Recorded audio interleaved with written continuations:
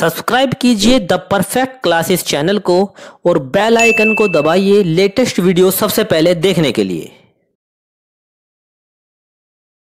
Hello students, आप सभी का आपके चैनल द परफेक्ट क्लासेस में स्वागत है। शिक्षा निदेशालय राष्ट्रीय राजधानी क्षेत्र दिल्ली की वर्कशीट 24 डिस्कस करें। बच्चों क्लास 8 की वर्कशीट है, विषय हिंदी है।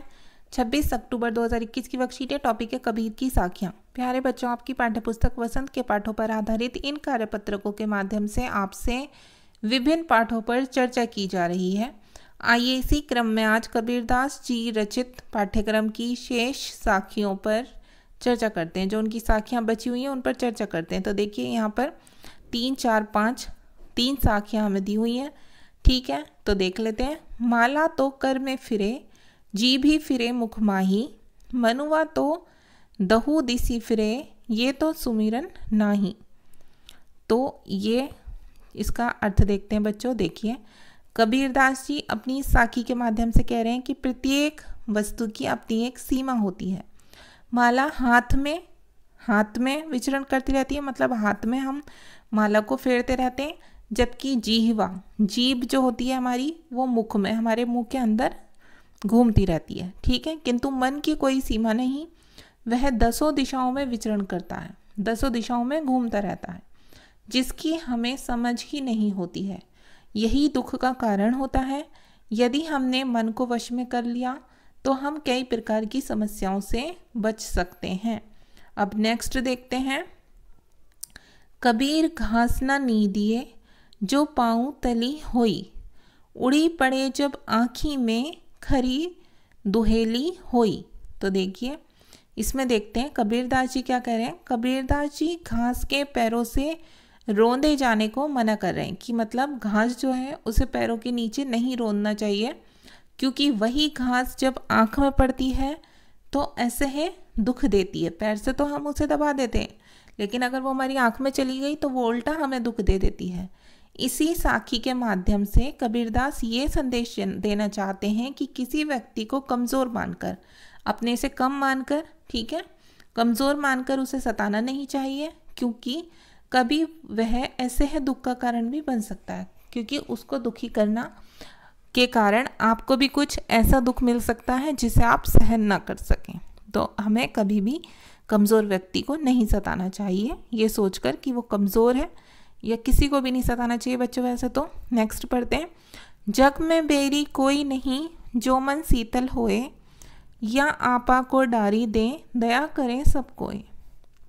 तो देखिए, इसमें क्या कह रहे हैं कबीरदास जी। कह रहे हैं यदि हमारा मन शीतल, यथार्थ, हमारी समझ सही हो, ठीक है, मन ठंडा हो, हमारी समझ ठीक हो, तो संसार में हमारा कोई भी अहित करने वाला नहीं हो सकता, हमारा कोई भी बुरा करने वाला नहीं हो सकता। यदि हमने अपना अहंकार या घमंड त्याग दिया तो सभी हमारे साथ मित्रवर व्यवहार करते हैं। कैसे बच्चों? देखिए, अगर हम अपना अहंकार भूल जाएं, अपना घमंड भूल जाएं, हम सभी से अच्छे से बात करें, तो हमारा कोई शत्रु ही नहीं बनेगा और सब भी हमसे अच्छे से बात करेंगे। ठीक है, अब देखिए, अपरिचित शब्द। कर का मीनिंग होता है हाथ, मनुआ का मन, नीदिए का मीनिंग होता है निंदा करना, बुराई करना या रौंदना किसी चीज़ को। ठीक है, दुहेली का दुख, बैरी का विरोधी, आपा का अहंकार। अब क्वेश्चन आंसर देख लेते हैं। प्रश्न नंबर 1 है, आशा है आप इन पंक्तियों के भावार्थ को आपने समझ लिया होगा। आइए इन पंक्तियों पर आधारित कुछ प्रश्नों के उत्तर खोजते हैं और लिखते हैं। तो प्रश्न नंबर 1 है, निम्नलिखित में से कौन सा विकल्प आँख शब्द का पर्यायवाची नहीं है? तो नेत्र भी है बच्चों, चक्षु भी है, नयन भी है। कौन सा नहीं है? बस ये कर नहीं है, गा। ठीक है, इस पर निशान लगा लेंगे। अब प्रश्न नंबर 2 है आपका, यहाँ पर लिखा हुआ 3, 4 और एक ये 5 मान लीजिए इसे। तो ये करते हैं हम, इसके आंसर देखते हैं। देखिए, प्रश्न नंबर 2 है, कबीरदास जी के अनुसार माला तो कर में फिरे से क्या आश्चर्य है? तो हम लिखेंगे इसका आंसर। कबीरदास जी के अनुसार माला तो कर में फिरे से अभिप्राय है कि मनुष्य माला को हाथ में फेरता है, लेकिन अगर उसका मन वश में नहीं है तो ये बेकार है। ठीक है, हाथ में माला फेरने से कुछ नहीं होगा अगर हमारा मन ही उस तरफ नहीं है तो। अब प्रश्न नंबर 3 देखते हैं। कमज़ोर व्यक्ति की निंदा ना करने के लिए क्यों कहा गया है? तो इसका आंसर लिखेंगे हम।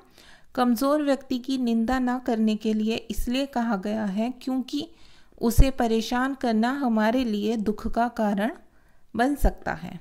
अब प्रश्न नंबर 4 देखेंगे।